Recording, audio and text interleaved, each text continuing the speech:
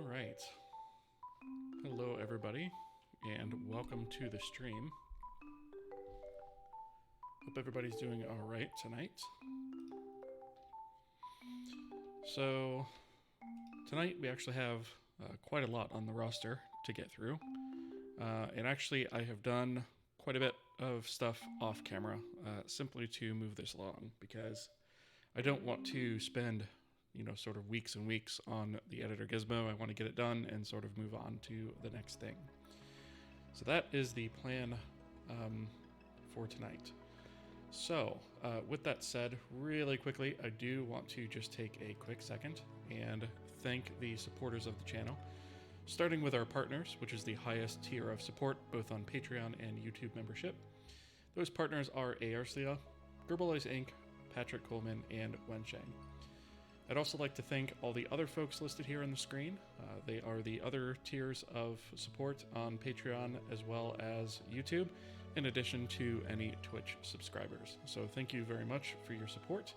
All of your support gets reinvested back into the channel, so that is very much appreciated. And of course, I would also like to take a quick second and just thank all of you, the viewers who are here, and following along with this, whether it's on Twitch or whether it's on YouTube. I really appreciate you guys being here. Of course, without you guys, this project wouldn't exist. So thank you guys very much for all of your support. I greatly appreciate it. That being said, this is an interactive stream, so if you have any questions, comments, anything like that, feel free to jump into the chat and ask away, and I'll answer to the best of my ability. All right. So, with all that out of the way, what we're actually going to do is I'm going to go ahead and walk through some of the changes that we have made. So, last time we sort of left off where the Gizmo was hoverable, at least in the I think we had hovering working in the move state.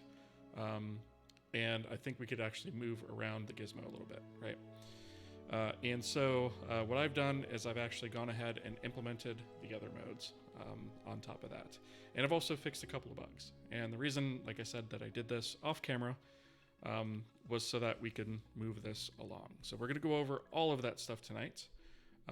And we're basically going to take a look at the files that I have here. So, with all of that said, I do want to just do a quick build,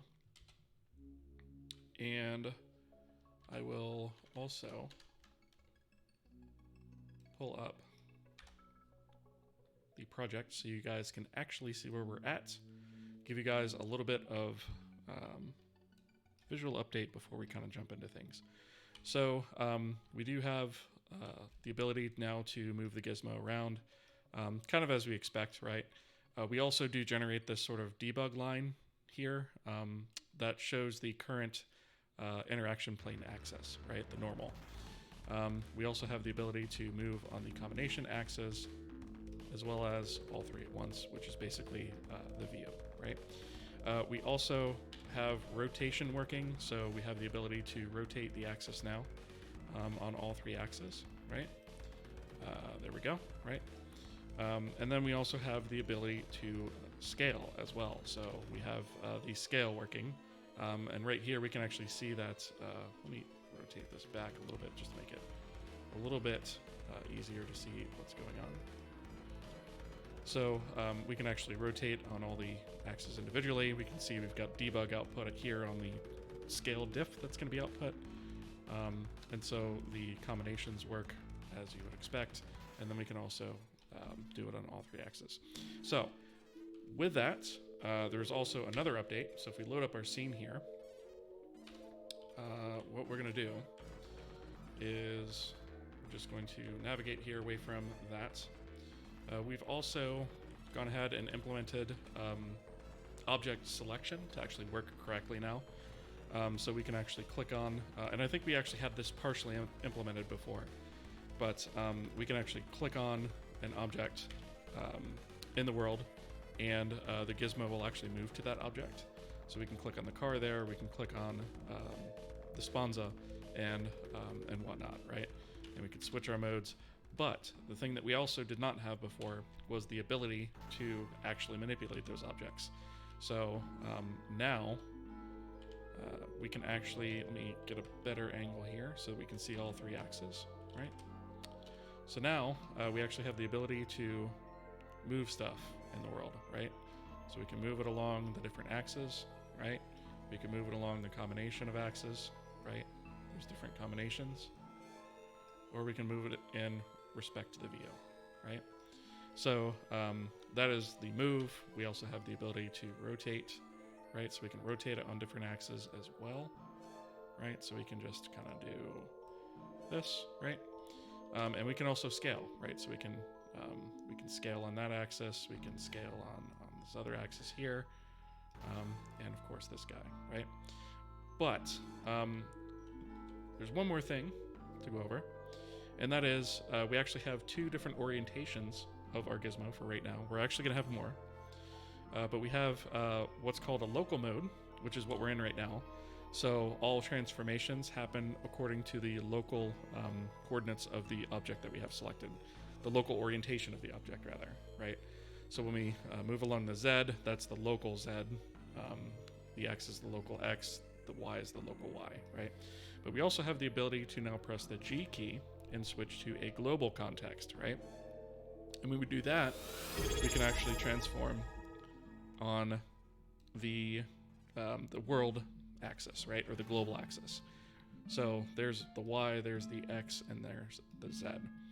This also works for rotations. So when we rotate, we can rotate on those axes as well.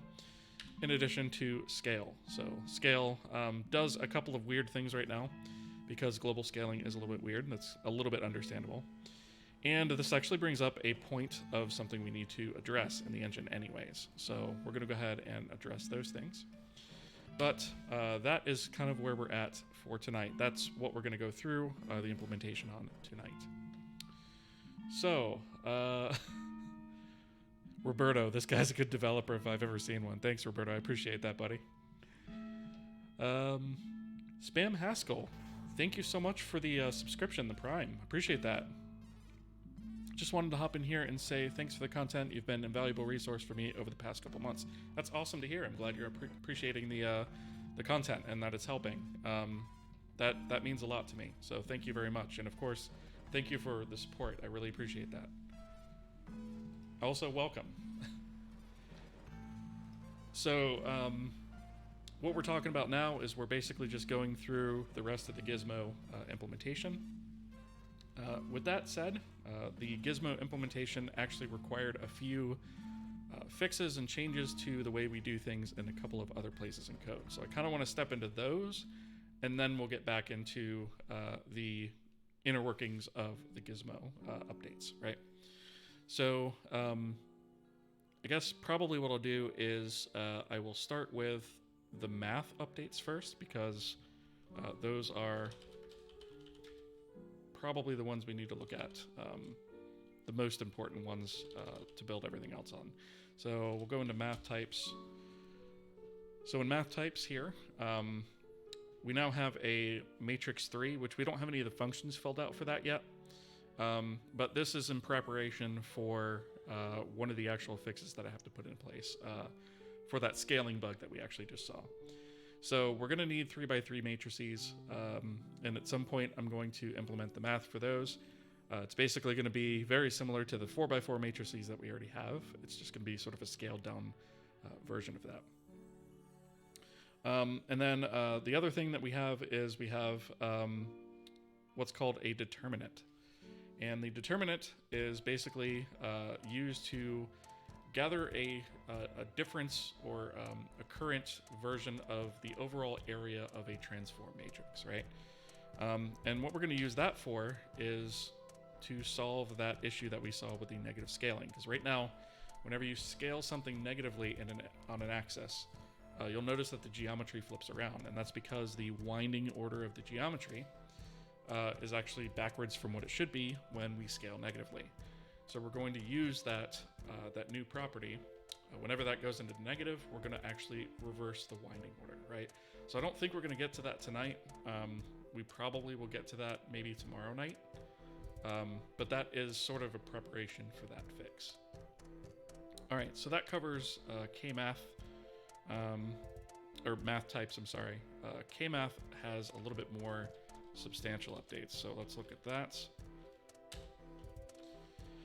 So we've added a couple of utility methods in here. We added a swap for floats, and then we also added a sort of a generic swap macro that we can use. If we ever need to swap two different objects, we can use this, right? But I wanted one in here specifically for floats because we're going to be doing that very, very often. We also have two utility methods in here. One is for sign. So that is basically to say, hey, if the number is negative, we're going to return -1. If it's positive, we're going to return 1. And if it's 0, we're going to return 0. And the reason you might want that is because you'll need to know in some cases, hey, are we going in a positive or negative direction, and we need a multiplier to use with that, right? And actually, we are going to be using that. So this is the function that does that. We also have a step function. So this basically just compares the x value to the edge value. And if the x is less than the edge, then it returns 0. Otherwise, it returns 1. And there are going to be steps, or there are going to be places rather we're going to need that. Not necessarily right away, but coming up soon. So the next thing that I went ahead and did is I added a couple of, I added a few, actually I don't remember if I did this for the other types or not. Might have only done it for vector 3. Probably should do it for the other vector types. We have this vector 3 distance squared. So it's the same as getting the distance, except we're getting the square value of that. And the reason that we want to do that is because if we're just checking the differences between two different distances, we don't necessarily need to run the square root operation, which is pretty expensive. And so by default, when we take a dot product, in order to get the distance, we also then get the length of that, which runs the square root function. So in this case, we have a squared version of that runs the length squared function, which avoids that square root call. So if we're just getting distances between objects and comparing them, then there's no need necessarily to run those square roots all the time. So this is sort of a faster version for things where we don't really care what the explicit distance is when we're just doing a comparison, right? We also had to fix a bug with vector 3 transform. So vector 3 transform was basically making the assumption before that when doing a multiplication of the vector 3 against a matrix 4, that we were just essentially treating the vector 3 as a vector 4 with 1 as the W component. And the issue with that is only good for points in space, but for directions, that's actually rubbish.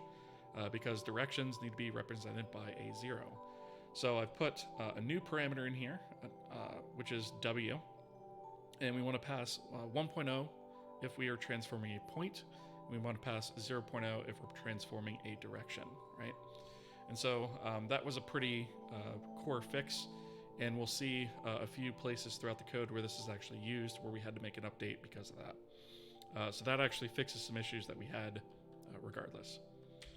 Here is the function that calculates a matrix 4 determinant. So that is that. This is actually extracted from the matrix 4 inverse function, because the inverse function actually had to run this code beforehand. So this is actually extracted from that. And then we added a couple of things in here for convenience. So we've added min and max functions for vector 3s. We've added a sign for vector 3, and then we've also added a vector 3 rotate, which allows us to rotate a vector 3 by a quaternion rotation. And so this is the logic for that. And I think that is actually it for that. So that is kmath and math types. Transform. Let's look at transform next, actually. So this one just had a small update to use that new determinant that we calculate. So anytime we do a transform world get, and we have a parent matrix, when we go ahead and perform that calculation, what we do is after we do the multiplication of the parent and the child, we then calculate the determinant and then we return, right? So we're just sort of doing that in line there. This may be something that I wind up doing on a scale change, since that's usually what's actually going to make the difference here. So I'm not 100% sure I'm going to leave this here, but it was a convenient place for now. If we wind up hitting performance bottlenecks with it, we can always move it. So that's transform. Let's see, debug line 3D had a small fix in it as well. That was under source, resources, debug line 3D. We were just missing a pragma once at the top. So if we tried to include that in more than one file, we were getting errors, which we wound up having to do. So that has been fixed. Posture check. Thanks for the redeem on that. Probably should sit up a little bit further, a little bit straighter. Thank you, Roberto, for that. Yeah, I was slouching a little bit, I suppose. All right, so that is that. Let's see. So we've done these guys. Probably the next one we should take a look at is, I think, render view world. So that's going to be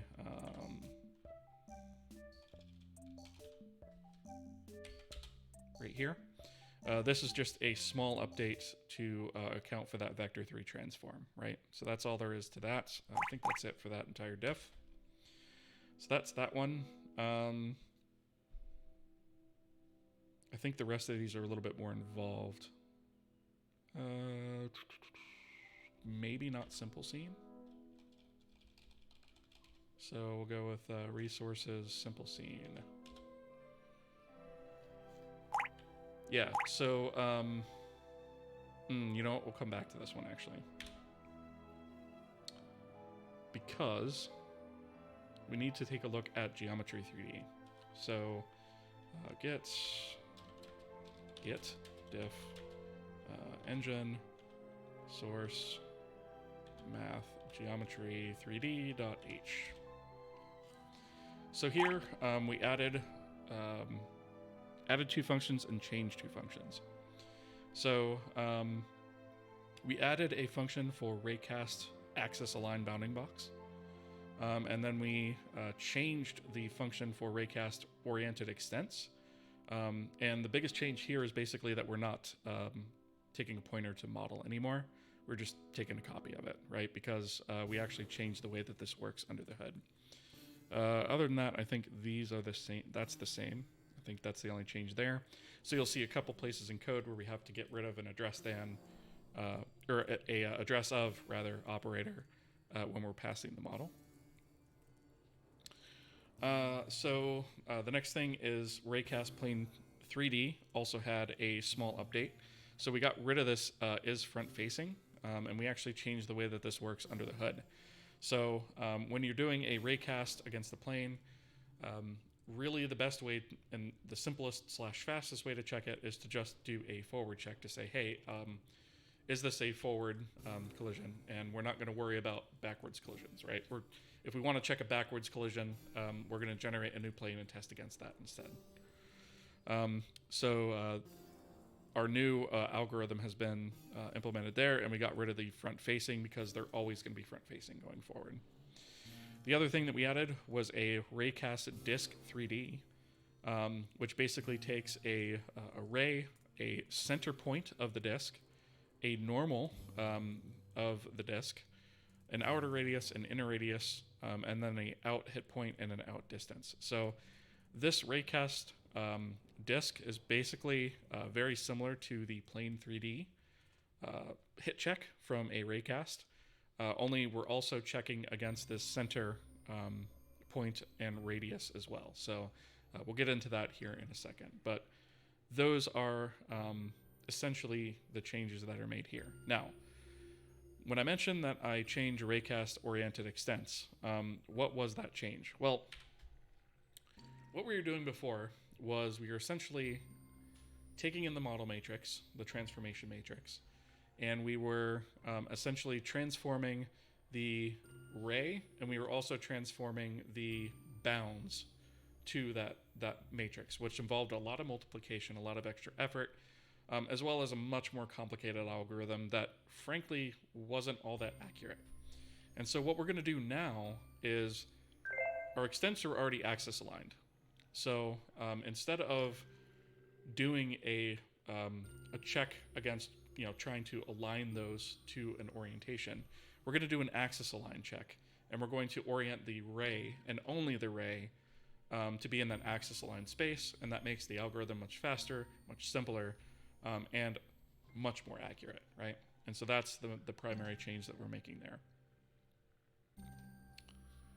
Okay.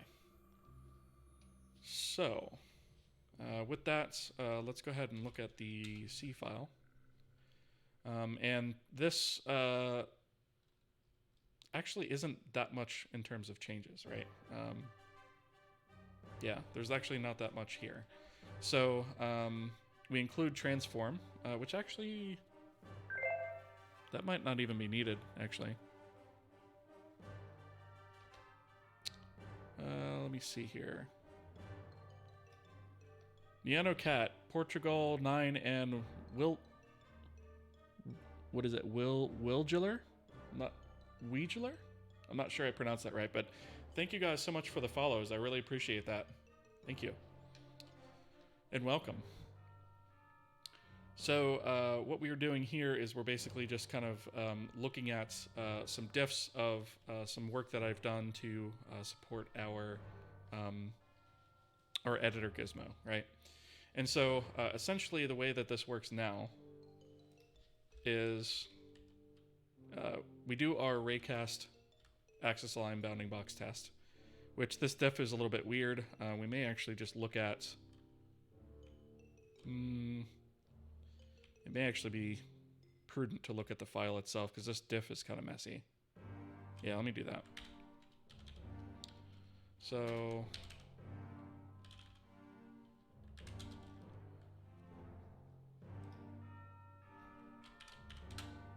let's have a look at this. So we have our Raycast Raycast axis line bounding box check.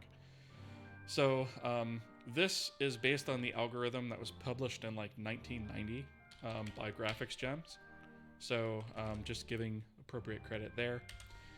So basically what we're doing is we're assuming that we are inside the extents first, right? And what we do here is we basically loop through all of the elements of the origin and the bounding box, right? So we just do a less than check on that. We say if we're less than, then we're in the left quadrant. And then we go ahead and we set up a candidate plane for a test on the left side. Otherwise, we check on the right side and set up a candidate plane for that. Otherwise, we consider it in the middle. If the ray origin is determined to be inside the bounding box, right, which is basically if it doesn't meet either one of these two criteria here, then we're going to consider the collision point the ray's origin, and we're going to return true. So we're going to count being inside of that box as a collision, and we're just going to count it basically at the point that the raycast was cast from, right? Next, we're going to do some calculation of distances to the coordinate planes that we generated, candidate planes rather, that we generated up here, right? So for each one of those, we're going to basically do a distance check to each one of those. And then we're going to get the largest of the max t's for the final choice of the intersection, right? And so this loops through all of the elements and does another check to determine which plane we're actually going to select. And then we're going to do a final check to make sure that the elements of that are less than 0. So if the elements on that particular plane is less than 0, then we're going to return false, right? And then we're going to loop through the axes again, and we're going to take a look at the current plane that is selected, and we're going to do some tests against the bounds to see if we're within that. And if we're not, we're going to return false. Otherwise, we are going to generate the out point based on the candidate plane, right? And then if we get all the way here and we haven't failed any of these tests, then we consider that a hit. The Raycast-oriented extents is much simpler now. So all it does is first we generate an inverse of the model. We transform the ray by that inverse. And then we go ahead and we call Raycast AABB, right? And we just pass the extents, the transform ray, and the out point. All we do then is we say if the result is there, we go ahead and generate the out point by basically transforming it against the model matrix, right? So we transform that collision point back into the space that it's supposed to be. And then we go ahead and get the distance between the out point that's been transformed and the ray's origin. That gives us the collision distance, or the raycast distance, right? And we return that result. So this is a far simpler algorithm than what we had before. Let's see.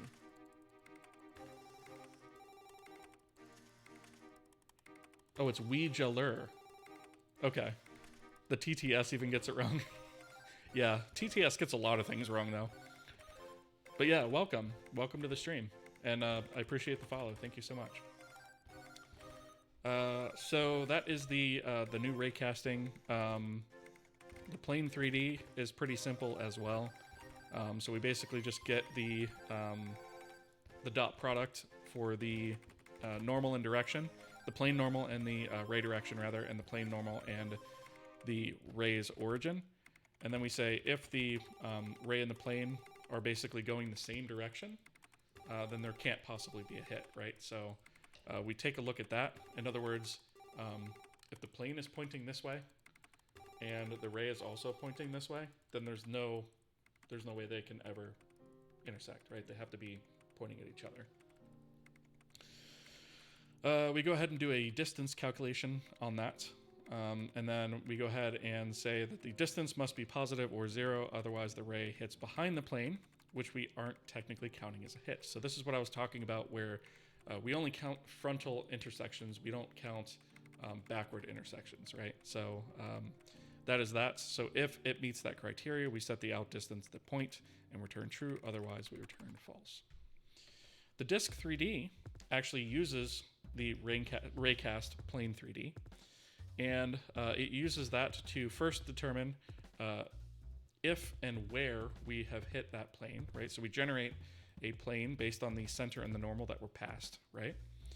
And it says, okay, well, if we have hit that, then we do a radius check. So the first thing we do is we get the outer and inner radius squared. And we get adds here in just a second, so let me hurry up with this. And then we go ahead and we get the distance squared between the center and the out point, right? And we just say if the distance squared is greater than the outer radius squared, that means it's outside of the disk, and we're going to return false. And then if the inner radius is greater than 0, meaning we can pass 0 saying we don't want an inner radius. So if it's greater than 0 and the distance is inside that inner radius, then we're going to return false. Otherwise, we're going to return true, right? And then, of course, if we didn't hit the plane, we're going to return false. Okay?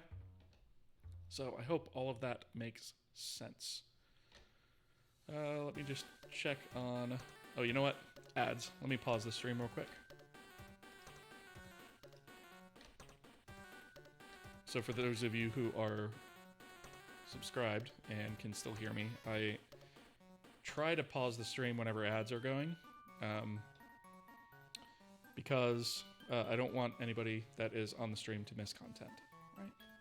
Because there are parts of this where if I go to explain one thing, it's going to make the next thing make sense, and if you miss part of that, it's not going to make sense. So.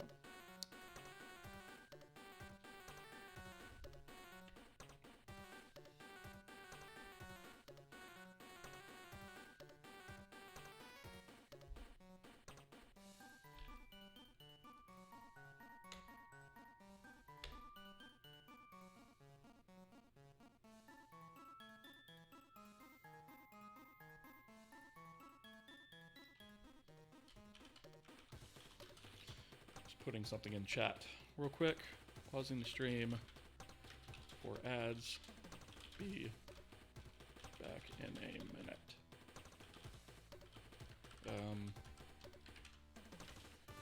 So you guys don't miss anything.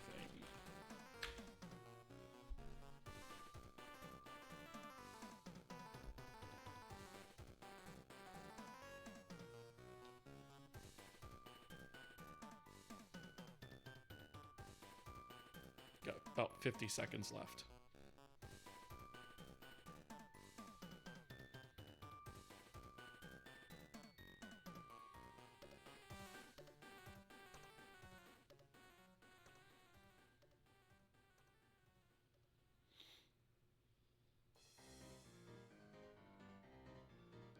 Thirty seconds on ads.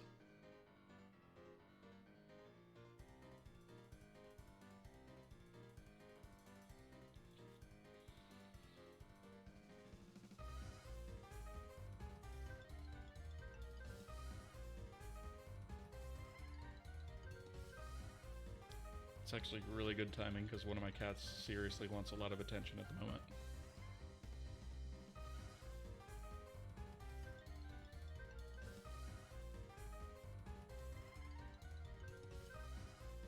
All right, and we are back. Okay. Amadeo, hello, what's this and how are you?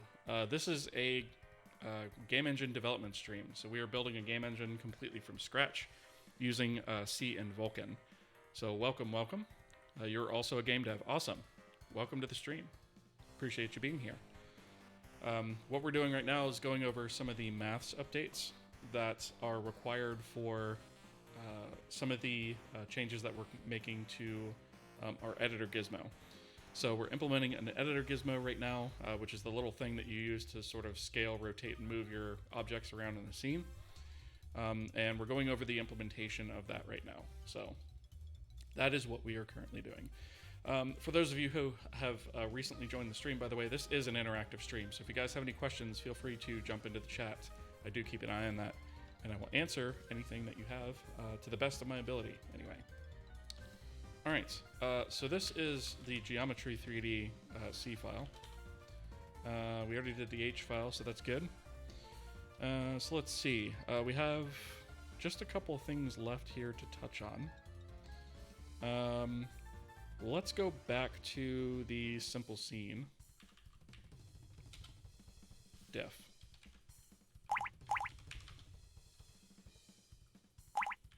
Where'd it go? There we go. All right, so this isn't too crazy in terms of changes. We did make a minor change right here to remove that address of operator there for model, since we're passing just a copy of it now instead of pointer. And then here, I added a little bit of functionality at the end of the simple scene raycast to just sort these by the distance.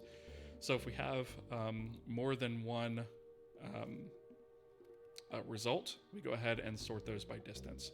That way we can always just take the closest collision of the ray right off the top of the stack and use that. And we're actually going to need that functionality for our Gizmo when we go to select stuff in the scene. So all this is just a simple bubble sort. We're never going to really be dealing with tons of objects here, so a bubble sort is more than sufficient for something like this.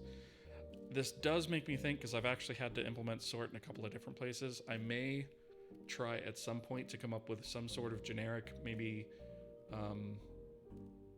like a macro-based sort of some kind. I'll see if I can come up with something that allows you to like put field names for objects or something like that. But for now, this is plenty sufficient, right? So that's the simple scene updates. The render view editor world.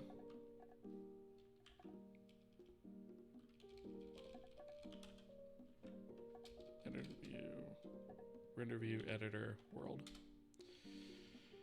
All we did for this one was we actually just added, this is that debug display that I was talking about. So we literally just add a plane normal for the interaction plane. And we're just rendering that to the output, right? And so we just kind of jam that in there and put that in there for only debug builds, right? So there's that. And I think that's actually it for the non-Gizmo changes. I think everything else is actually Gizmo stuff directly. So let's take a look at the editor Gizmo H. Because this will give us a decent idea of some of the other changes that we've made. And I'm probably going to wind up opening just the C file by itself to go over everything with how that works in there. So for the editor Gizmo, we add a debug include here for line 3D. That is for that interaction plane visualization. We also added a second plane 3D, which we're going to call interaction plane back, right? And so when we do Raycast checks, if we don't succeed on the forward check, we'll also do a backward check on a back plane. And basically what we're going to do is anytime we generate an interaction plane, we're also going to generate a backwards interaction plane. And that way we can check in both directions. We also have this new enumeration for Gizmo orientation. And we're calling it orientation because that's kind of what Blender does, right? So actually I have a Blender scene here. So if we take a look at Blender, we have this orientation drop down for the Gizmo. Let me go to move mode so it's kind of obvious.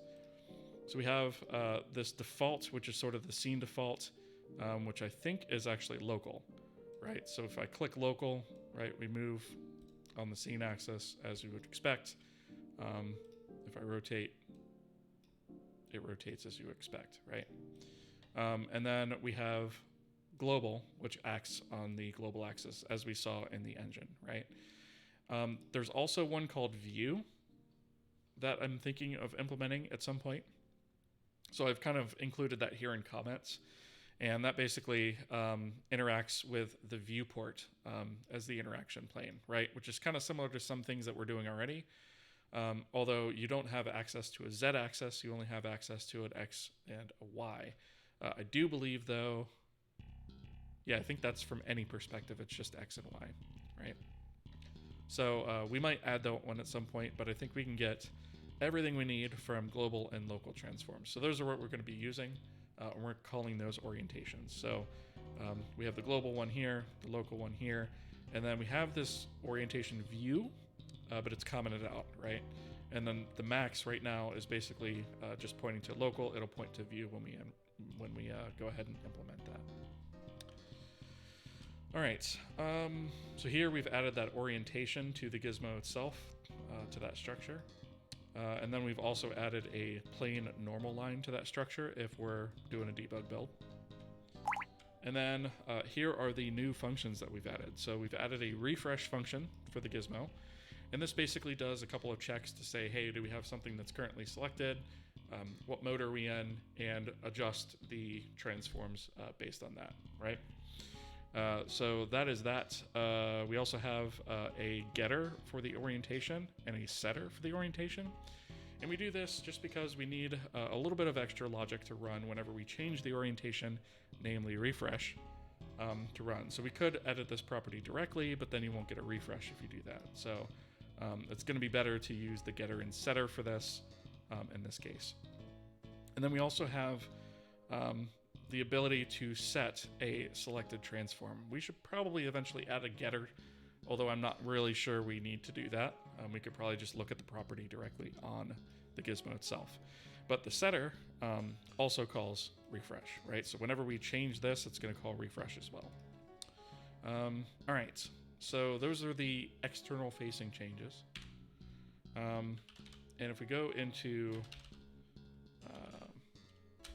the Gizmo file itself, if we actually go all the way down here to the end, we're actually over 1,000 lines of code in here, right? So it was a pretty significant effort to get all of this up and running, right?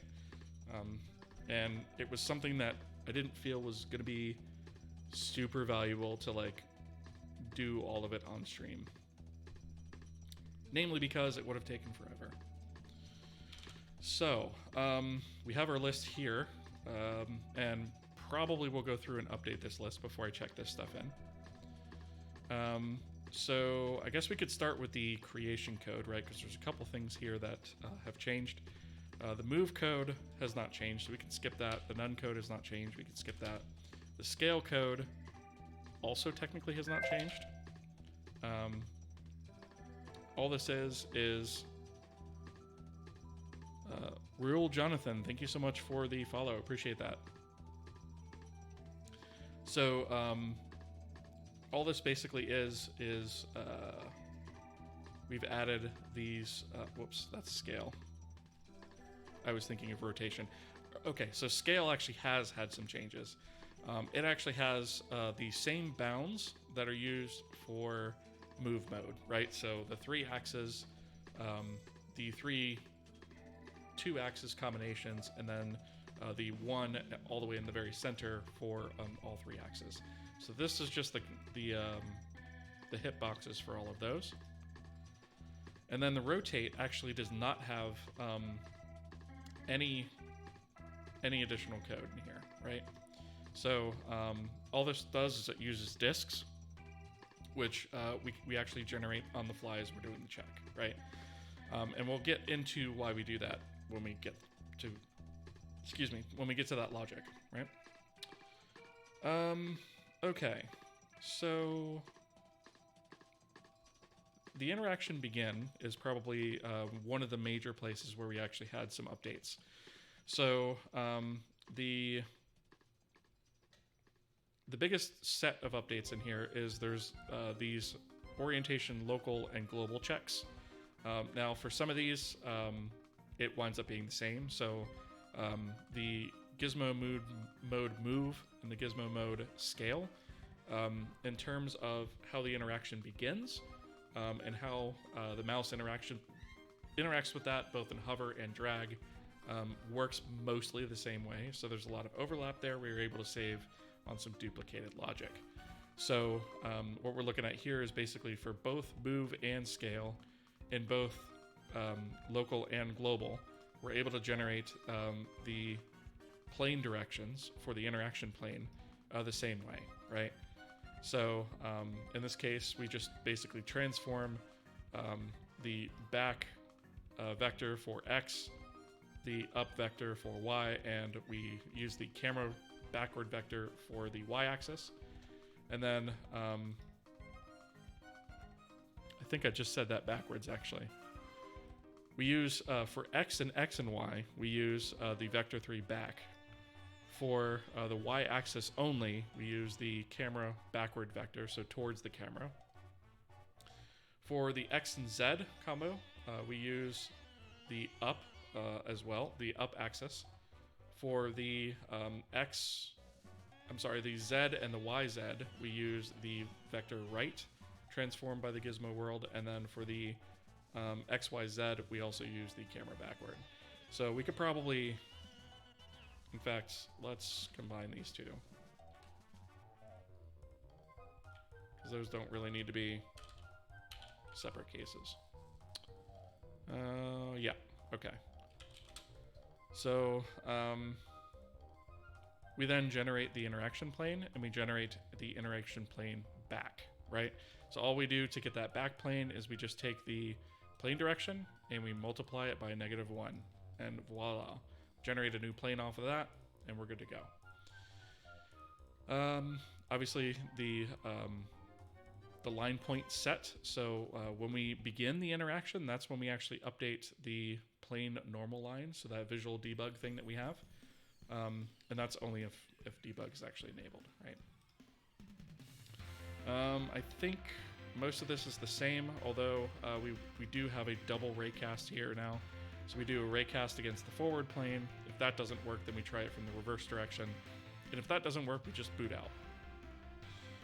Otherwise, we have the interaction start position and the interaction, the last interaction position, both set to the intersection point returned by the raycast. So the overall theory and concept here hasn't changed. It's just kind of added scale and the orientation in here. So that is for the interaction begin for that. Rotate mode is a little bit different. So for rotate mode, we basically make sure that we actually have a current axis first before we do anything. And then what we do is we only have to worry about 3 different axes on rotation, right? So it's either X, Y, or Z. We're not handling combos right now. I know that Blender sort of does have a combo, so that if you click on like here, you can move all 3 at once, right? I'm not going to be implementing that right now, just because that's kind of complicated. I might add it in the future, but for right now, I'm not going to bother adding that.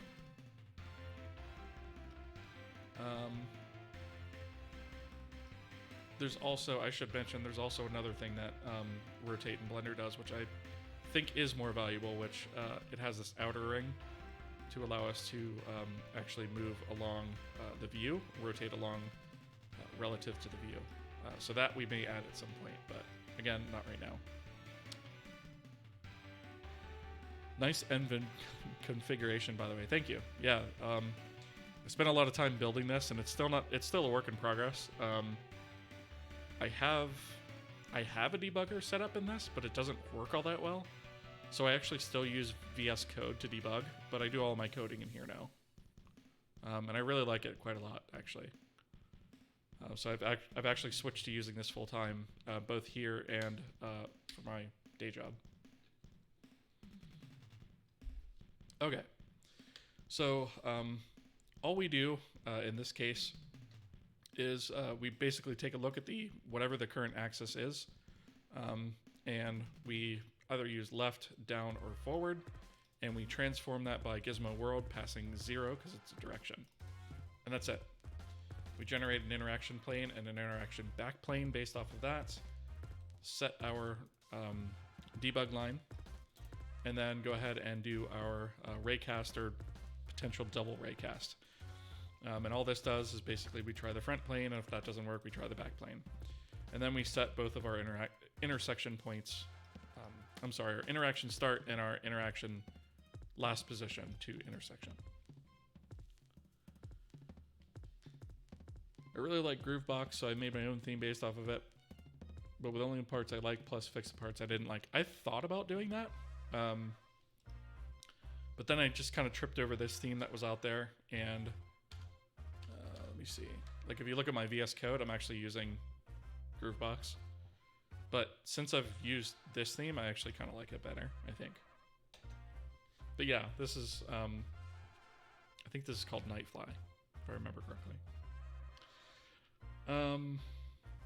Okay, so that is the interaction begin for all 3 modes, right? And obviously, there is no interaction begin for none mode, because none mode doesn't do anything, so.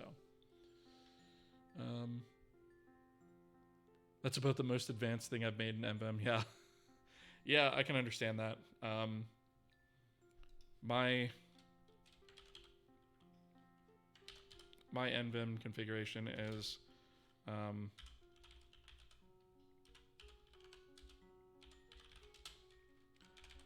of complicated. Like, I have all this stuff set up, all these Lua files set up. I also have a plug external for different OSs. This is more for the debugging stuff. That's not quite working yet. But yeah, I have like color scheme, key maps, which I have a crap ton of those. Key maps are probably the biggest thing that I've added, right? Tons of telescope stuff, and whatnot. So yeah, my config is actually kind of nuts. But I like it.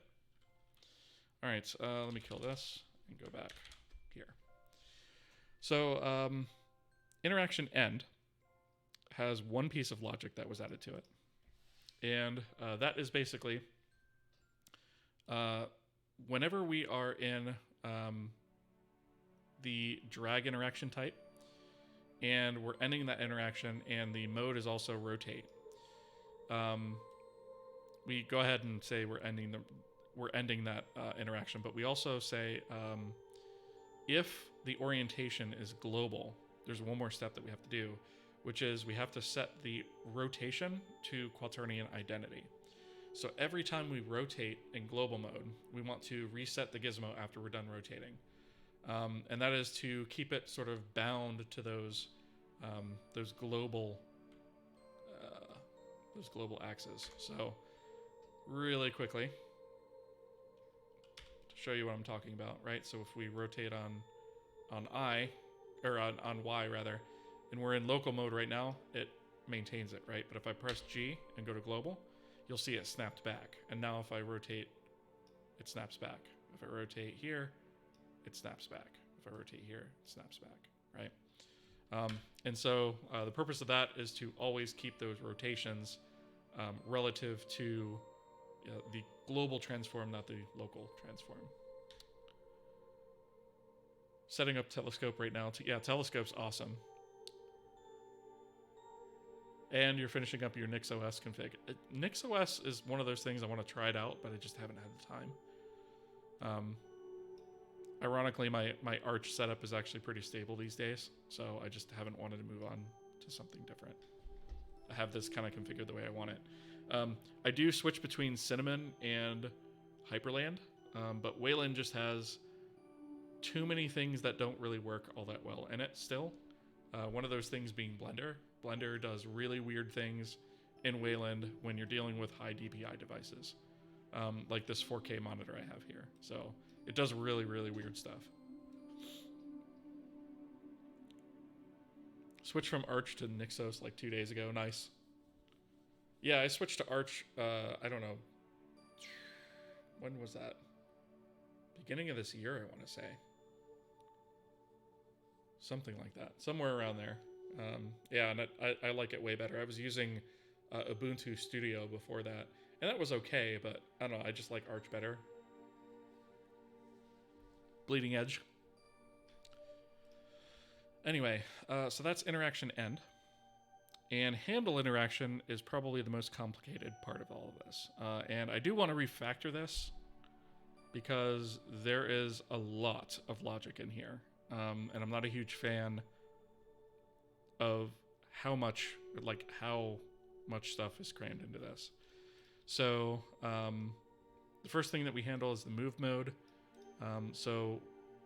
Basically the way that this file or this function is laid out is we have the gizmo mode, and then within that we have the interaction type, whether it's a mouse drag or whether it's a mouse hover. And so the mouse hover handles things like highlighting the axis when we move the mouse over and stuff like that, whereas the drag actually handles the inter-frame interaction where we've grabbed onto an axis and moved it or something like that. And so the way that this is laid out just kind of follows that. So we have the move mode, and then the drag is first. And so this is mostly what we saw before. The only difference is really we have the double plane raycast check. So one for the forward plane, one for the back. And then we do a little bit of directional checks here based on orientation. Now, again, for move, global and local are actually handled the same way, so we could actually reuse a lot of that code. So all we need to do in this case is move along the axis's current line. So what we do is for the x-axis, we use the right vector multiplied by the gizmo's transform. And then we project that direction, we project the diff that's up here, which is the difference between the intersection and the last intersection. So we project that onto the direction, right? So we could take that, the mouse movement basically, and project that onto the movement of the gizmo itself, right? In this case, along one of these axes. In this case, on the right axis, right? So as you move your mouse up and down or left and right, it projects onto that and goes back and forth. Same thing for Y, same thing for Z. And then for XY, XZ, YZ, and XYZ, these can all actually take the diff along that plane and use it directly as the translation. There's no projection needed, right? We could just use it directly as is. And then you'll notice here that I have other orientations as a to-do. So when we go to add the view base, we'll need to add that in here as well.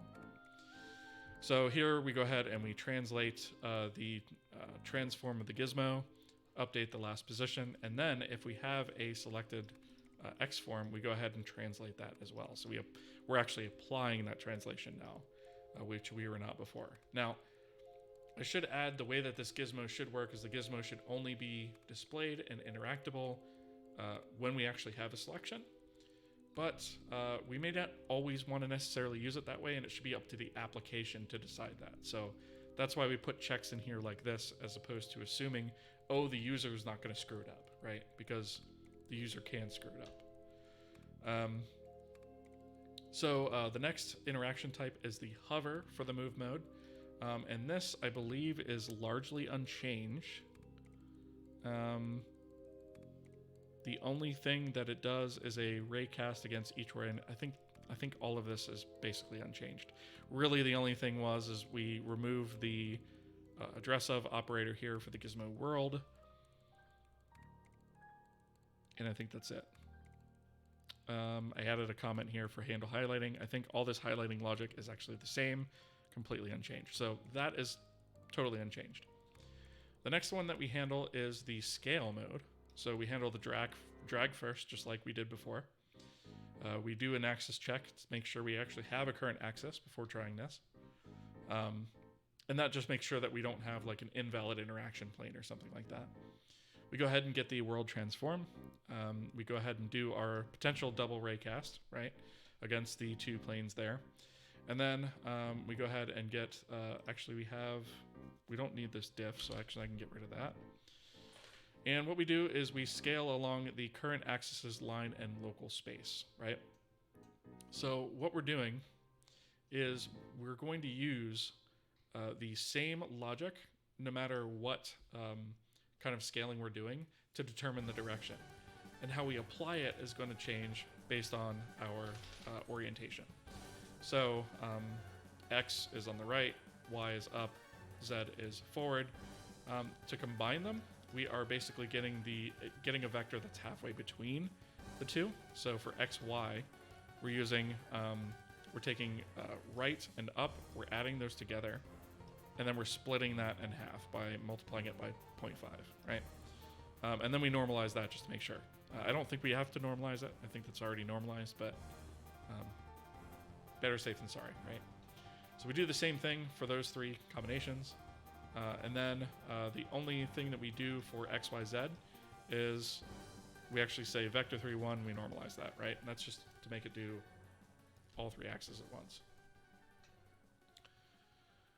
Let's see. So the next thing we do is we get the distance from the origin, and that actually determines our scale magnitude. Now, there are some issues with this. It's not a perfect implementation, and I've got some ideas I want to tweak this with, but for right now, it's good enough for us to kind of get started with. And if you want to fine tune it more, we'll have a UI for that at some point. So the next thing is we get the direction of the intersection from the origin. So in our case, we just get we subtract the origin from the intersection, normalize that vector. And then if we are in local space, we first do a check to say if we are on any other axis except 6, which is all 3, our direction is going to be a transformation of that direction in world space. Otherwise, if we're using all 3, we're going to use the up vector to handle that translation. So up and down mouse movement to handle that. If we're in global space, we're just going to use the direction as is. And otherwise, other orientations for now are just doing the same thing as well. That may change for view, right? So we have that. And then we have an ad starting soon, so I'll try to keep an eye on that. So the next thing is we determine the sign of the magnitude by taking the dot product between the direction toward the intersection from the origin, which is that direction that we got up here. And we take the dot product of that and the direction. And based on what that dot product returns, whether it's 0, -1, or 1, we grab the sign of that and that is our D value. Pause for adds.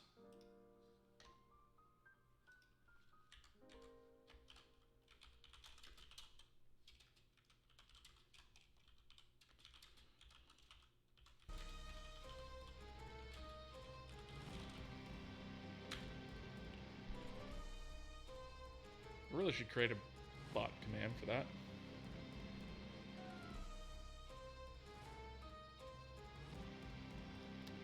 Suppose I could do that while I am in an ad break. I'm going to call it ads.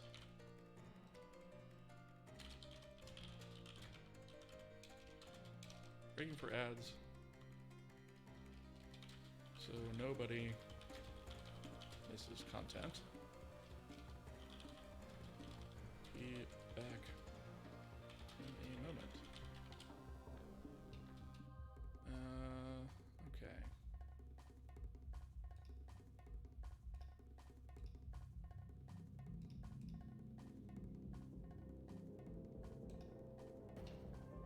Let me try that real quick. There we go. Perfect. We don't have to type that out every single time, because that's annoying. All right, and we have like 3 seconds on ads left. And we are back. All right, so I was just, for those of you who weren't able to hear me over the ads, I was just adding a bot command in there for putting a message in there saying that we pause for ads. And we do that so that nobody misses any content, right? So we basically determined the magnitude of the movement. The next thing, or the magnitude of the scale rather. The next thing we do is we calculate the scale difference by taking the signed magnitude, which is what we just generated here, and we multiply that by the product of that and distance, right? And we put that onto direction, right? So we basically just scale by that, right? So whatever this direction is, we scale in those directions times this amount, right? For global transforms, we have to get the inverse of that rotation and apply that to the scale to scale on an absolute/global axis instead of local. So what that means is that when you take an object and you rotate it, and then you try to scale that rotated object on a global axis, it's actually going to squish that on the global axis, not the local axis of the rotated object, right? And so to do that, all we do is we get the inverse of the transform's rotation quaternion, right? And we call our new vector3 rotate on that, passing that quaternion. Here we actually say what the scale diff is. So our scale diff is basically only is non-zero on only on the axis that should be affected, right? So the axis that isn't affected by this direction calculation up here. So for example, on the x-axis, only the x would be non-zero. Y and z would be zeroed out. On the xy, x and y would be non-zero. Z would be zeroed out, right? To give you an idea. So that is what we're calling our scale diff. And we basically take that scale diff. We say, okay, now if we have a selected object, grab the current scale from that object, and we want to apply our new scale, but only on axes that have changed. So we loop through each of our elements, and if that element is not 0 on the scale, right, on our scale diff, then that means that we need to apply that. So we just go ahead and set it for that particular element, right? And that's how we only apply it on the non-zero. There's probably a more elegant way to do this, but this works for now. The next thing we do is we go ahead and we spit out the current scale after it's been modified, and then we call transform scale set using the selected X form and the current scale. And of course, we have to update the last interaction position. So that is the scale. Nothing too crazy or complicated with that, right? The hover is pretty much identical to the way that directions work. The only difference is instead of there being the sort of boxes on the axis combinations, it's just a diagonal line, right? It's just like that instead, right? So the concept is the same. If we're on axis 6, which is all of them, we turn everything yellow. Otherwise, we only turn the X yellow if it's active. Otherwise, we turn it back. Same with X, I should say XY is here. XZ is here. So if we hit that, change it yellow. Otherwise, change it back to its original. Same with ZY, right? And then, of course, we do a geometry vertex update to upload those changes to the GPU. All right, we're almost through this. So the last mode is rotate. And just like we've done with the other two modes, we're going to take a look at the drag interaction type first. So of course we do a axis check. And here we do our double raycast, potentially. And what we do here is we get the difference in angle between this interaction and the last interaction, and you use that as the axis angle for rotation. So essentially what this is doing is, let's say for, you know what, actually Blender can actually pretty clearly demonstrate this. Let me reset this object. All right, so when we rotate on a local axis, right, basically what we're talking about is this difference that's visualized here, right, on this interaction plane. So what we're doing is we're saying what is the angle of difference between our last interaction, which is sort of this this lighter line here, and our current interaction, which is the thicker line, right? What is the angle of difference, and apply that as the rotation, right? And so by doing it on that plane, eventually we'll probably be able to easily visualize it as well. As Blender have done here, it's just a little bit easier for us to just kind of rotate the object for now, right? So that's what we're talking about here. And so there is a little bit of a weird thing that can potentially happen with this rotation when we're dealing with something that's at a 0, 0 origin. There are certain times where this can wind up producing a not a number or a nan, because we try to do a divide by 0, typically in one of these normalization calls, right? And so we can wind up having a couple of things that we need to just kind of guard against. And so one of the things we guard against is if there's no angle change, we're not going to do anything, right? We're not going to bother with the rest of this calculation. We can just boot out. If the angle is a nan, which one of the ways to detect a nan in a floating point variable is to say if it's not equal to itself. That is a unique property of floating point variables. For anybody that didn't know that, this is a portable way that you can test for that. So you can basically say if angle is not equal to angle, that means it's not a number. So if it's not a number, we return. Okay.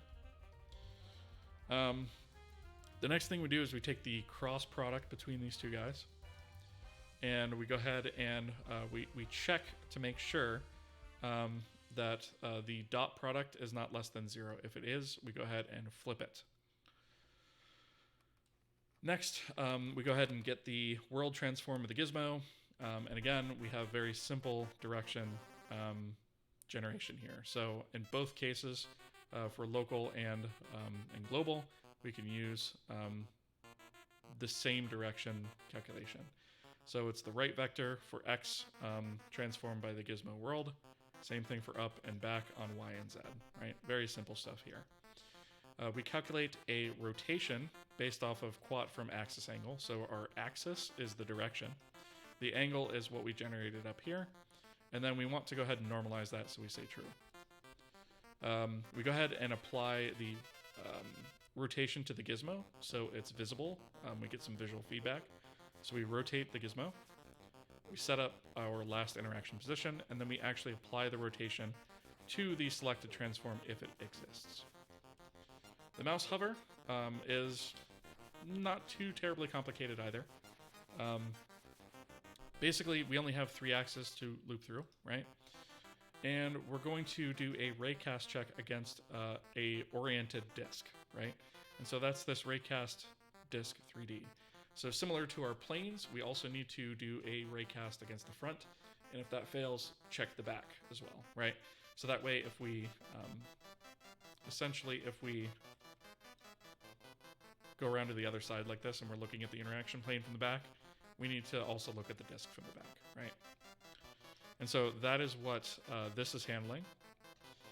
And then here, we basically loop through all of the axes and loop through all of the vertices in that particular ring and set them to the appropriate color, right? So this sets the main axis in the very center of the gizmo. This sets the segments around the ring, right? And then we just do a geometry vertex update.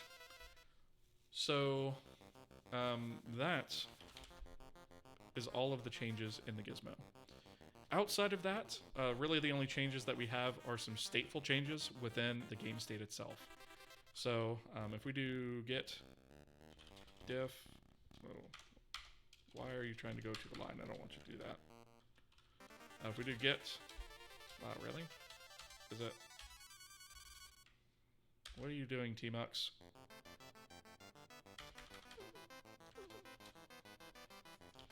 Okay. Git diff. I must have scrolled that at some point. So if we do testbed lib, source, let's see. What was the... I guess we'll look at game state, right? .h. All we did here was we added a boolean for whether or not we're using the gizmo. So we needed some way to track the state to say, are we currently interacting with the gizmo? Yes or no? So that's what that is. You know what? Let's re-get that list. So that's that. We've already gone over render view world. We've gone over simple scene. We've gone over the editor view world, I think. Did we? I think we did, yeah. Okay, so really the only one left is the testbed main. So git diff testbed lib source testbed main. So for this, we've gone ahead and re-utilized the game on key. So we had this sort of commented out before. Now we're going to use it again because we just had some debug code in here, but instead of assigning like a separate key binding for it, I'm just going to do it this way. So what we do is we say if the key has been released, we check that key. If the key G has been pressed, then we go ahead and get the orientation for the gizmo. We increment it by 1, right? Since enumerations are just integers under the hood, we can do that. And then we say if the orientation is beyond the max, then we just reset it to 0. So we just keep looping. And then we go ahead and call gizmo orientation set. So this is what allows me to flip back and forth between local and global gizmo, right? Next thing is, in a couple of places where we had the event codes set up before, where we're processing the drag event, if we're doing a mouse drag at begin, we're going to flip the state of using gizmo to true.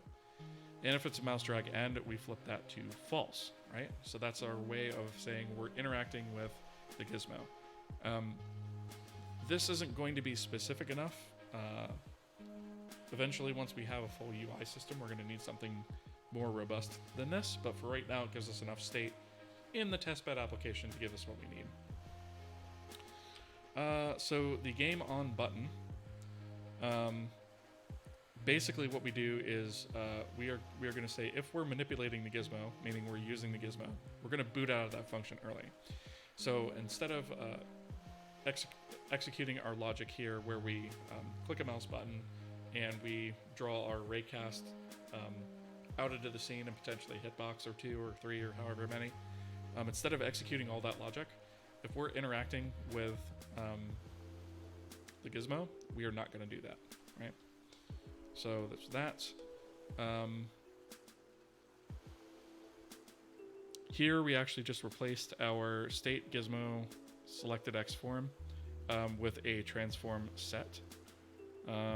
This is, let's see, this is when we select an object. So basically what we're doing is, this is on select. We say, okay, we've selected this object, move the gizmo to where the object is, right?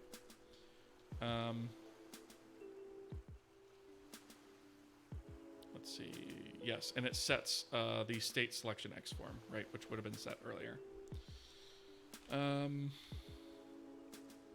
the game on button here, this is when we don't have a hit. Then we say, if we basically clicked on something else, like the skybox or something, and we didn't have any hits on any objects that we're testing for, then we're going to say, if we have a selection currently, we're going to deselect it. So we put some verbiage there in the console, and then we zero out the X form, and we set the selection unique ID to invalid ID, and then we set the selected transform on the gizmo to 0. And then I have a to-do here to hide gizmo, disable input, etc. So that's a thing as well, but we're probably not going to bother with all that logic in the testbed application. We'll focus on that when we actually stand up the editor, rather. Nutella Jar, hey, how's it going? Welcome. Good to see you. All right, so the last bit of this is we updated the camera position temporarily just to sort of focus on the gizmo while we were working on it, right? So I might actually undo that change. Yeah, that's around line 500. Okay, so I actually want to undo that change, and I also am going to get rid of this comment here, which was around line 275. So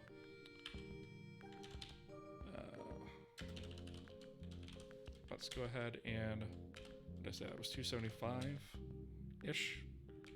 Yeah, let's delete this line and that line, right? So all we're doing is we're setting the selected transform here, and then I think it was around 500. And we've got some other dead code here. I'm leaving that in there as an example, though. That's fine. So these were... I wonder if I can revert just those lines.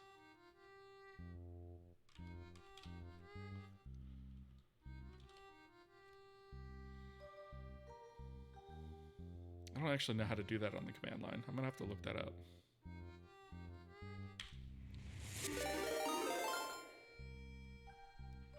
TCAP1 raiding with a party of 18. Hello, TCAP. How are you doing? Thank you so much for the raid. I appreciate that. Let me do a shout out. TCAP1. I am actually a follower of your channel, and I lurk a lot. So it's cool to see you here. Thank you. I appreciate the raid very much. So what we are going through right now is actually a editor gizmo. Thank you for the follow. I appreciate that. This is... Let me actually build this so I can show you what the heck I'm on about, actually. So... I have to debug in VS Code, unfortunately, because I just don't have one working in Vim. But what we've implemented is a gizmo in the scene, right? So we can move it around like this. To translate, we can rotate, right? And we can scale, right? But it's not just the gizmo itself, it's actually interactive with the world. So if I load up a scene here, and we go outside of here, I actually have object selection working. So I can click this object, and then the gizmo goes to that object, oriented to its current space, and we can actually drag stuff around on different axes and move stuff, right? So we can we have full interactivity with it on the various axes, So there's that. That's the transform. Here's the rotation.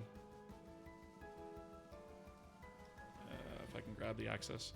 So that's probably an issue I need to address, right? Sometimes the axes are a little hard to draw, to drag.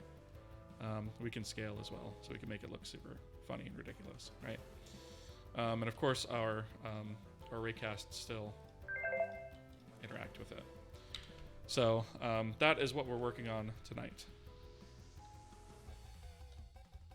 Exodus UK, this is cool. Thank you. Appreciate that, and welcome. So to give a little bit of background to the Raiders and to you who haven't seen this before. So this is the Kohi game engine. What we're doing here is we're building an entire game engine completely from scratch using C and Vulkan as our initial rendering pipeline. So this runs on Windows, Mac, and Linux. I'm on Arch Linux right now, but it is compatible with those 3 operating systems. Thank you guys so much for the follows, by the way. And basically the idea is that we are building or implementing almost everything in the engine from scratch. There are a couple of small exceptions to things that I didn't feel were super high value to implement from scratch. And so if we go here to our engine, I do have 2 small header-only libraries that I'm using, which is stbimage and stbTrueType. Those are the only libraries I'm using. Other than that, everything else has been rolled completely from scratch. The idea here is that we are eventually going to support multiple graphics APIs, so we have a render front-end and back-end system. So Vulkan is the first back-end that we are implementing, but we're also going to be doing DirectX. We are also going to be doing probably OpenGL and potentially Metal, so I can actually have native graphic support on Mac, because right now our Mac support runs through a layer called Molten VK, which basically takes Vulkan and translates it to Metal. So eventually we are going to be doing that as well. Let's see, the only other thing that I would like to bring up really quickly is we do actually have a website, which is kohiengine.com. And this contains everything about the project in terms of a little bit of history on it, links to the YouTube and Twitch. This started off as a YouTube sort of tutorial series and kind of evolved into like live streaming it on Twitch. It is all completely open source, so you guys are free to use the code however you wish, as long as you say, hey, it's Kohi, or it's based on Kohi. That's all I ask. So we do have a Discord that's got about 600 people on it or so we do have that as well. And yeah, we also have current API documentation that is auto-generated, so whenever I put new features in, that goes ahead and gets updated here. So like, we have, I don't know, let me look at DArray, I guess, right? So we have API documentation here. The other thing that we're working on with this engine is we're trying to make the core relatively small and go with plugins for everything. So the renderer itself, the Vulkan renderer, is a plugin. We are not going to be doing an ECS for this in the core of the engine. That is going to be a plugin, because it's up to the application or the game that you're going to be using whether or not it needs that. And I don't want to force anybody to use an ECS if you don't want to use an ECS. And so when we get ready to implement that, that is going to be a plugin as well. The editor itself is going to be a separate application from the runtime. And yeah, we also have hot reloading, so we don't have a scripting language. We program our game logic in C and hot reload that. I think that's mostly covered it, right? The other thing I could mention is if we go to the GitHub, we do also have a wiki, which has not got a whole lot in it at the moment, but it does have a roadmap of basic features. So this is all the stuff that we need to put in place. I actually need to update a few things on here. So these are the features I've just thought of that are sort of on the roadmap. This is renderer specific stuff, like multi-threaded rendering, things like that. And then we have a whole UI system that's incoming as well. That's going to support our editor. And then we have a list of done implemented features. So I'm trying to keep track of this as well, right? And so that's kind of where we're at. I hope all that makes sense. Miano Cat, heart. Heart back at ya. I just realized I'm already subscribed to you on YouTube. Awesome. Well, welcome here too. Yeah, I decided to start live streaming this just because I thought there might be more value to that rather than trying to make everything in a condensed video format. And I think it's been pretty successful. Most of the feedback I've gotten has been pretty positive on that. One thing I am trying to do, I'm a little bit behind on it. I am trying to go through and make devlogs every once in a while. I've made 2 of them so far, but they're sort of way back on past stuff that we've done. So I'm trying to like get caught up on devlogs to give sort of a quick overview or synopsis of progress on the engine for those who can't obviously sit down and watch the whole thing. Cool project. I like the vision for it. Thank you. I appreciate that. Yeah, I want to keep this extensible, but not extensible to the point of being crippled by it.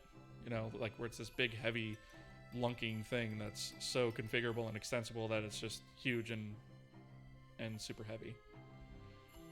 Looks like it's coming along well. I think so. Yeah, we've made a lot of recent progress. And so the editor Gizmo was one of those things.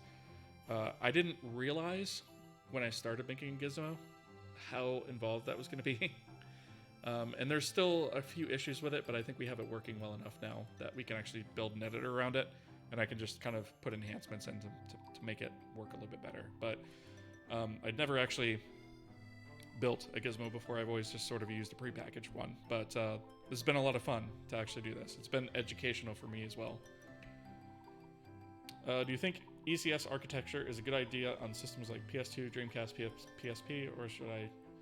So I would say on those systems, I probably wouldn't do it. A lot of those systems, especially like older PlayStation and stuff, are super, they get hit super hard by memory fragmentation. And so if you don't optimize the crap out of your code to avoid memory fragmentation wherever you can, it's going to crawl. So ECS by nature tends to kind of come with that. Obviously, there are data-oriented ways that you could design it around that, but I've found 90% of the time you don't need an ECS. By the way, thank you guys so much for the follows. I appreciate all of you who are following me. I appreciate it. But yeah, ECS tends to just add a lot of complexity that I don't really think is needed. So, you know what, let me, I have ads incoming, but I'm going to snooze them.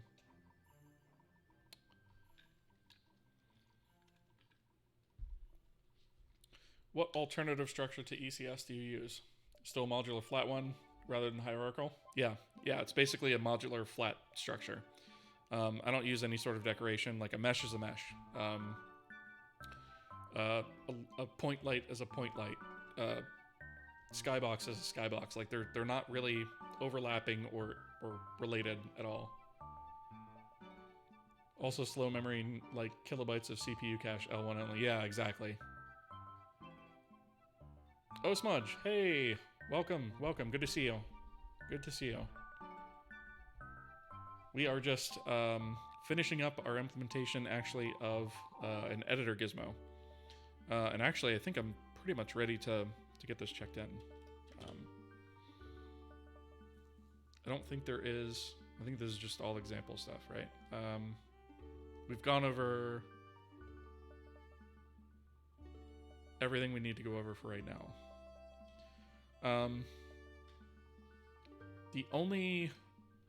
Oh, I forgot to mention something else.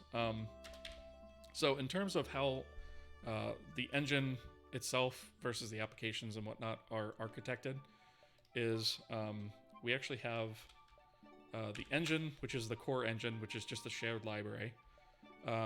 And then we have individual libraries of code. So we have like the testbed library, which is a shared library. And then we have testbed, which is right now our sort of test application that you saw me run. This is an actual application. And it is super light. In fact, this is the only code that exists in the application, right? It's just some basic stand-up stuff, like stand up some plugins and setting up our paths and stuff like that, and handling hot reloading, things like that. But it's really just the configuration of hot reloading, right? And so the application itself is super, super light. And the idea is that the application should be light. The libraries should handle all of the logic.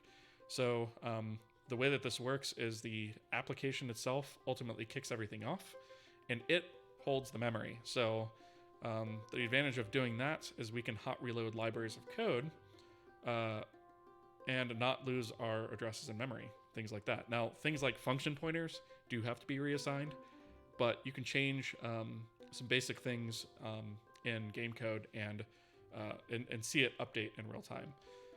I wish I could demo that now, but a couple of the changes that I put in have actually broken that at the moment in the game code. The game code itself is broken, and so I don't think that's going to work, but I'm probably going to have that fixed in the next day or two, I'd imagine. Nice work on the gizmos. Can't wait to see them. Oh, I can actually demo that now.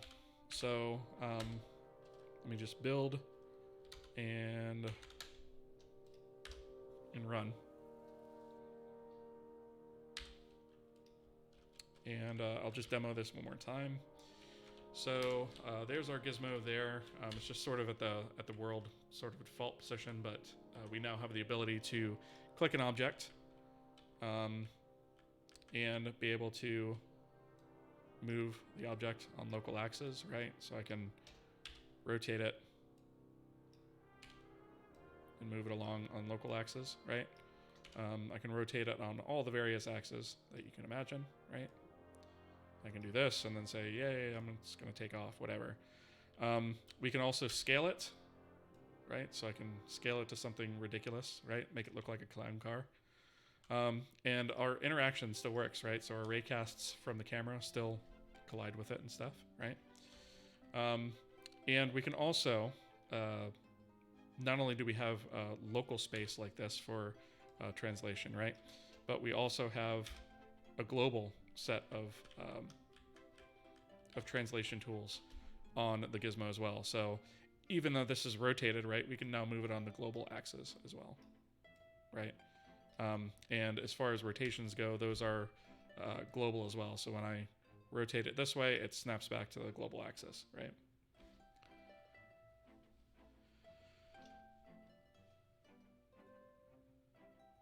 So you've been watching old Kohi dev videos to finally get your project off the ground. Awesome. Yeah, I'm hoping this definitely motivates people to do that. Sounds really nifty. Yeah, it is.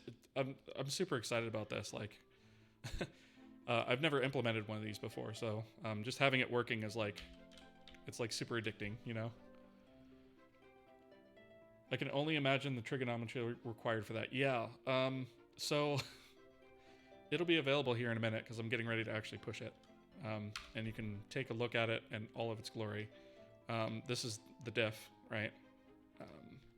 So I'm actually gonna get this pushed right now. So commits, finalized, Gizmo implementation, right? There are a few small issues with it that I need to address, but it's mostly like usability issues.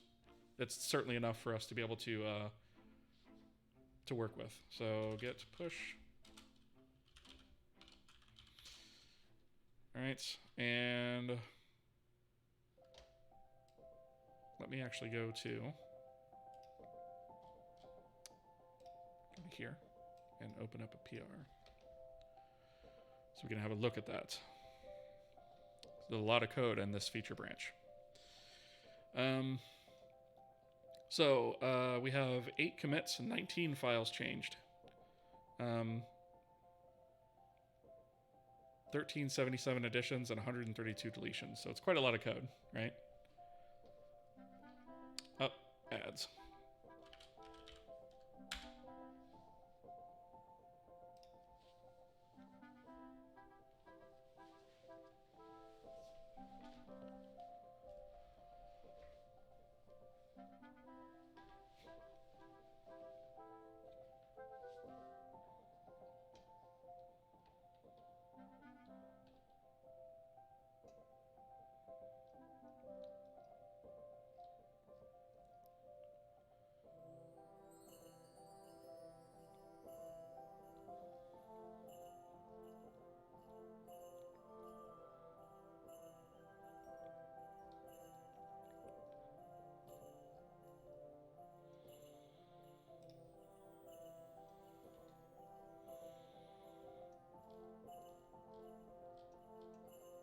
Oh, I forgot to update the list at the top. I should probably do that before I continue.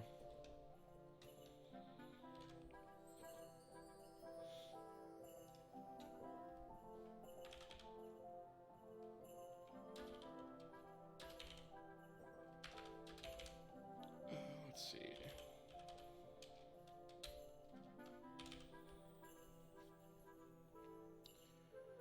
5 seconds more of ads.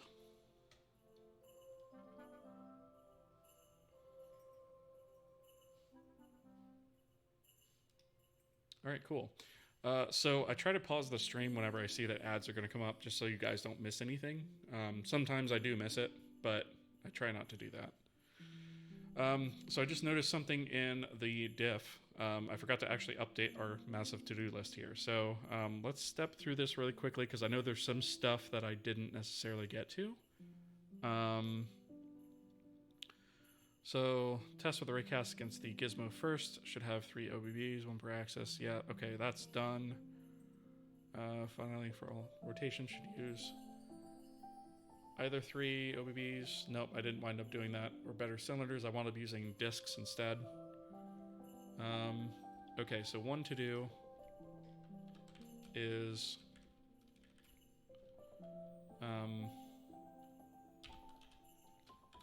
multi-axis rotations, because we don't have that right now. The other modes do, but not rotations.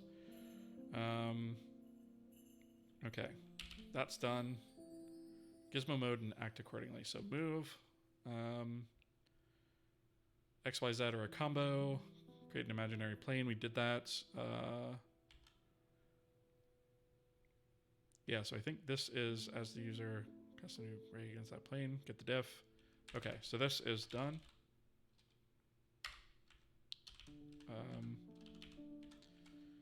Combinations of 2 axes should create a normal between the 2 axes. Okay, yeah, that's done. If all 3 axes are selected for move, create a plane who faces the camera and translate along that plane. That's done. Scale should act the same way. That's done. For rotate, detect axis, then diff. Mouse position and apply rotation on that diff along said axis. That's done. Gizmo should only be active visible on a selected object. Object selection is done by the closest intersection on button release. So this is partially done. This last section can go. Gizmo should be able to get a pointer to the transform by ID. We have that. Transform is what is edited. That's done. Before editing begins, a copy of the transform should be taken beforehand before canceling. Okay, so we don't have the cancellation. Canceling can be done by pressing the right mouse button while manipulating or pressing escape. And undo will be handled by an undo stack. Okay, so these are the only things we have actually left to do. So these are actually, let me do this. All right, so I just wanted to update that, that list.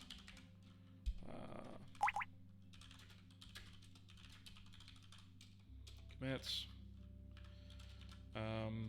updated Gizmo to-do list.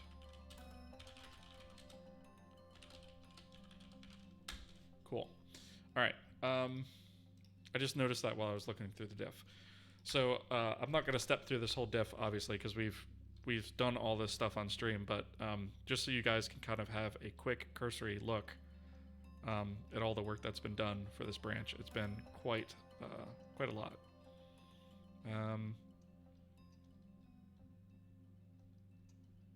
Right, that's halfway down. And this diff isn't even loaded for editor Gizmo. This actually isn't even the entire feature. Right? So, there's some things in here I'd like to clean up. A little bit of repeated code on occasion. But, yeah.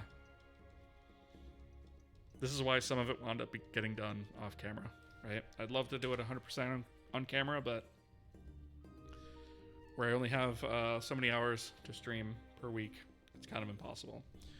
So here's the pull request.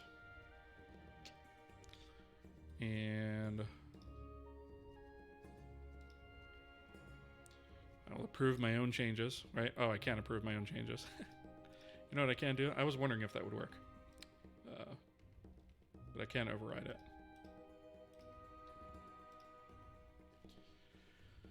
So that is part of the main branch now. So for any of you who are keeping a copy of this, you can now pull that. And you'll have all the updates. Let's see, branch is gone. All right. So the next thing that I'm going to probably tackle before we move on to the next feature is something I actually noticed while I was debugging. We kind of touched on this briefly. Load up a scene. Ah, I forgot to revert the camera position.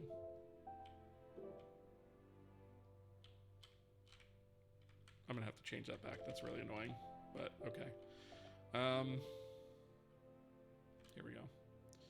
All right, so let's say I have this car object, right? And we select it, go into scaling mode. We can scale it, right?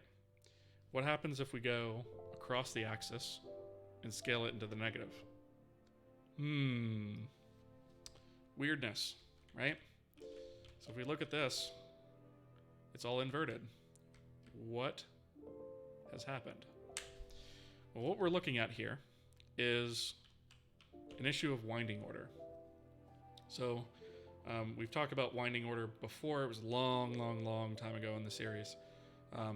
So you can have clockwise or counterclockwise order of your vertices when you go to draw a triangle.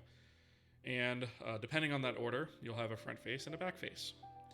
And when we scale in the negative on one axis, what winds up happening is that winding order winds up also going backwards.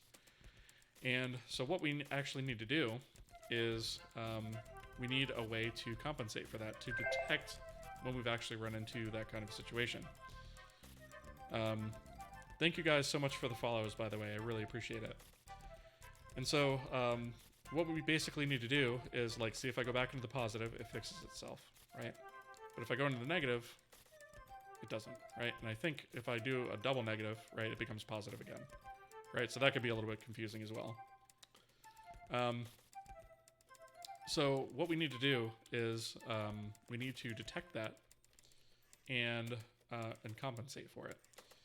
Now,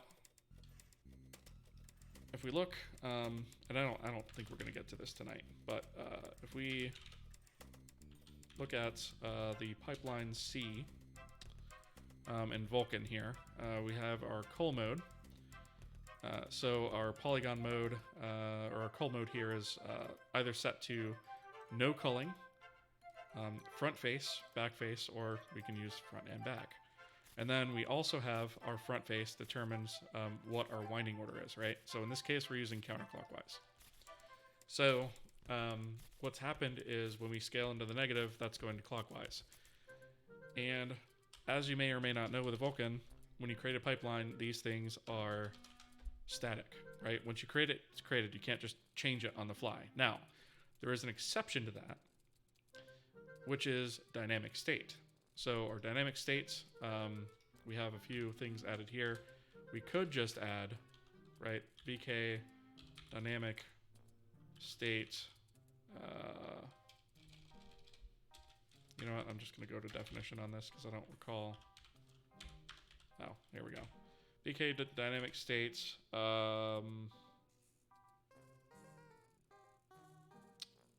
What was it? I'm trying to remember what the... I don't think it was winding. Was it... What? Dynamic front face, I think is the one we're looking for. This is a dynamic state that does allow us to change it. And we can say VK command set front face extension, right? Yeah. And so we can set this using the command buffer and what we want to the front face. The caveat is not everything supports this front face. So what we have to do,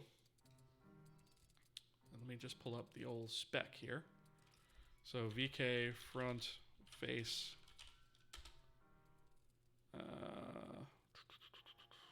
might have to be, what was that? Dynamic state front face.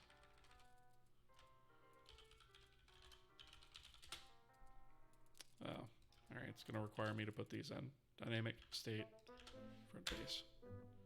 Front underscore face. There we go.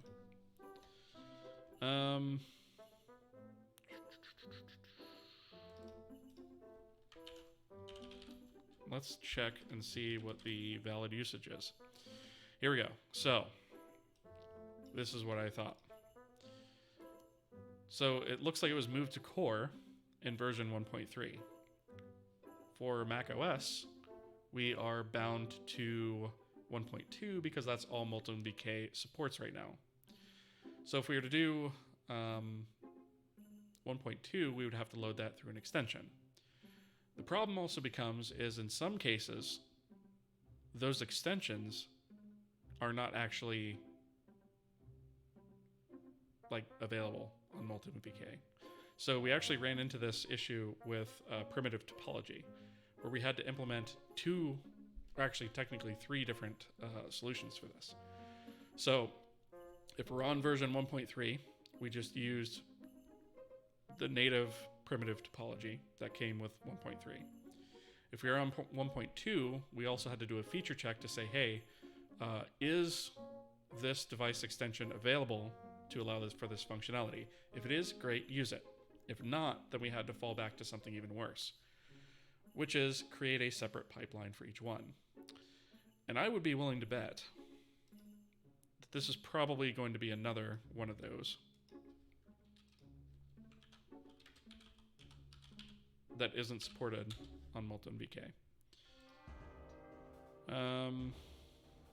In fact, I'm almost going to guarantee it because not all of the functionality in extended dynamic state 2, 3 can be supported in Metal, but the following can be. So front face can be. All this stuff can't be, right? So we have to be careful.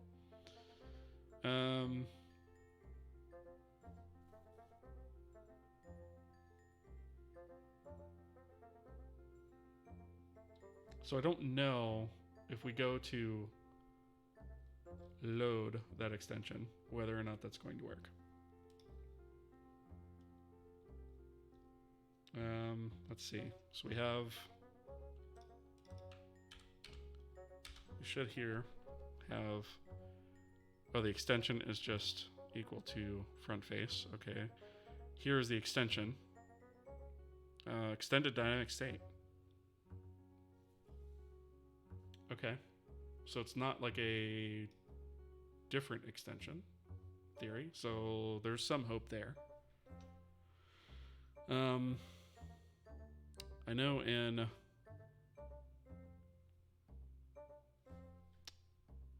primitive topology, primitive topology was also supposedly provided by this.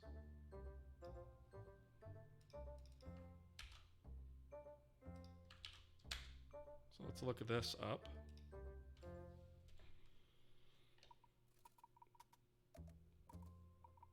Promoted to Vulkan 1.3. Get physical device properties 2 or version 1.1. So I don't think we're going to fall back to anything before 1.1.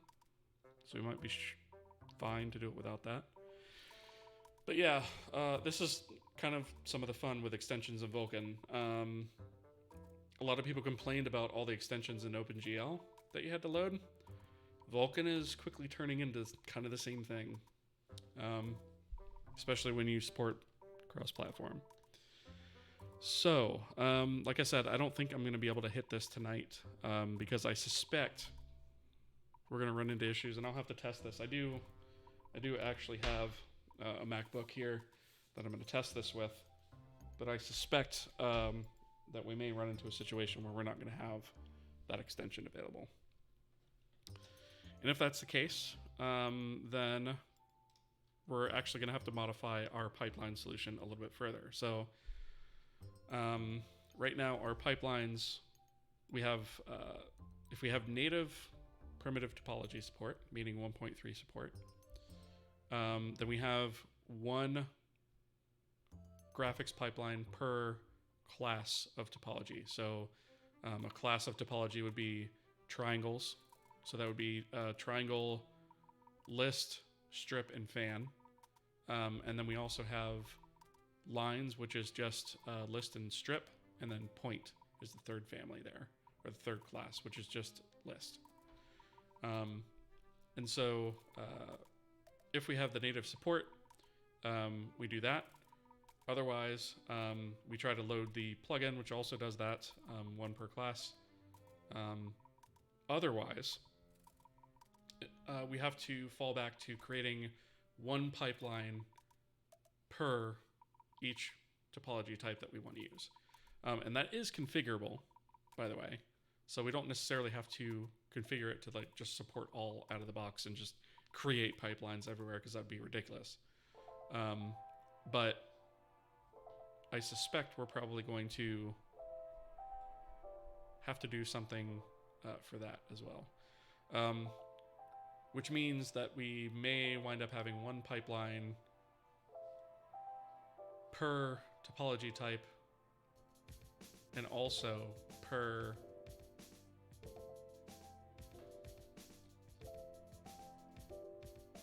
front face. So that's going to be fun. Like I said, I'm going to do a little bit of testing, probably off camera with the Mac, and see if that's the case or not. But I probably should support it anyways, because we're targeting a bunch of platforms here, right? I do eventually want to target mobile as well, if I can. So that's probably going to come with its own set of restrictions.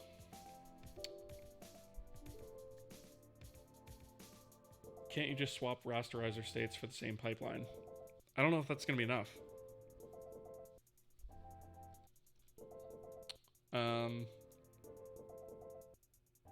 Actually, can you do that? I thought that was immutable as well, unless you load an extension to do it.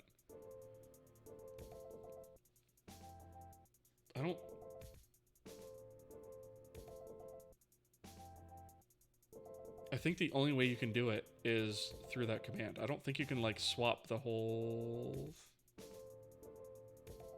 I don't think you can swap the whole thing. Maybe I might be wrong about that.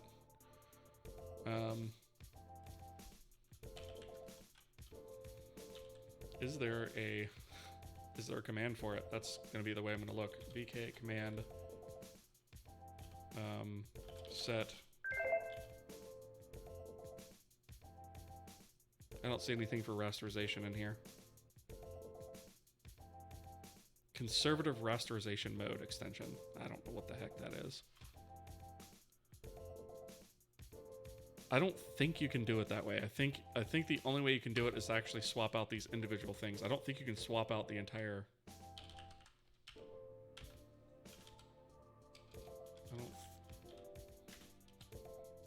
Right, because VK dynamic state. rasterization stream samples, rasterization discard enable, line rasterization.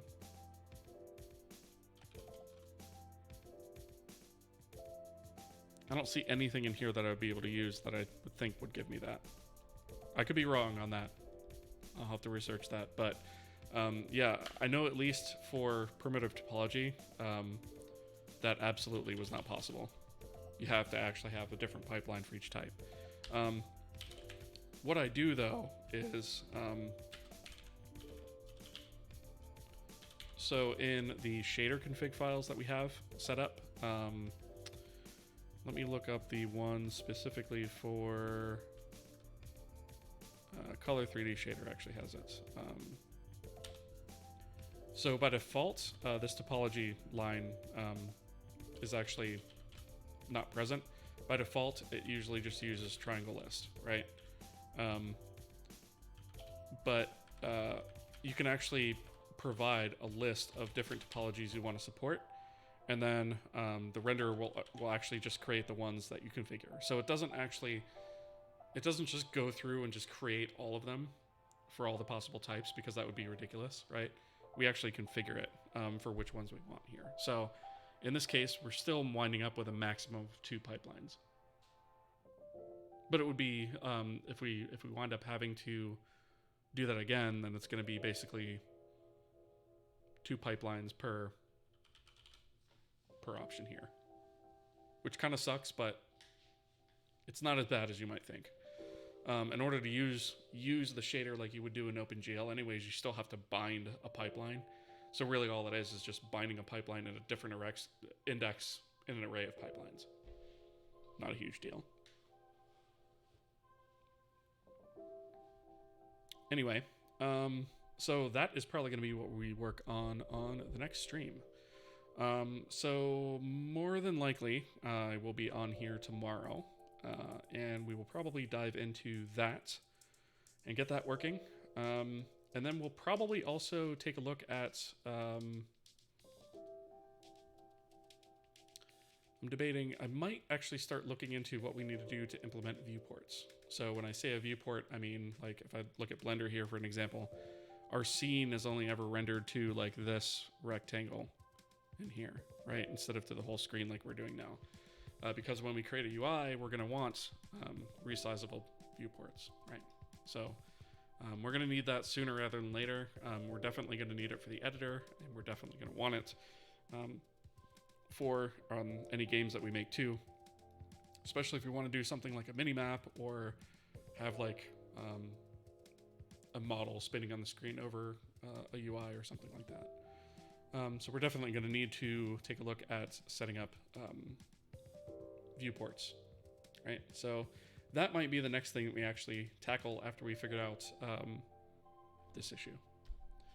Anyways, thank you all so much for joining me here. I appreciate all the extra follows and the interactivity here. It's been super great talking with you guys. I really appreciate it.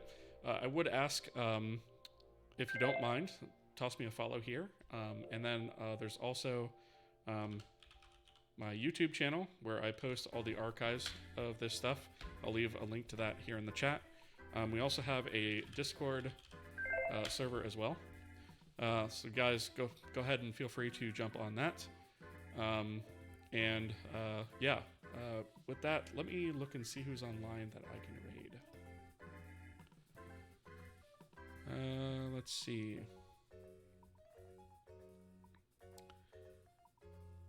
I'm gonna raid Strager because he has a stream that he basically helps people with C++ and other various programming problems. And his whole stream is basically dedicated to answering people's questions about stuff like that. And it's pretty helpful, and it's a pretty interesting watch. So I'm going to go ahead and raid his channel. And once again, I thank you guys so much for joining me here. It's been a lot of fun. And I will see you guys tomorrow, right around 9 p.m. EST. All right. Thanks, guys. See ya.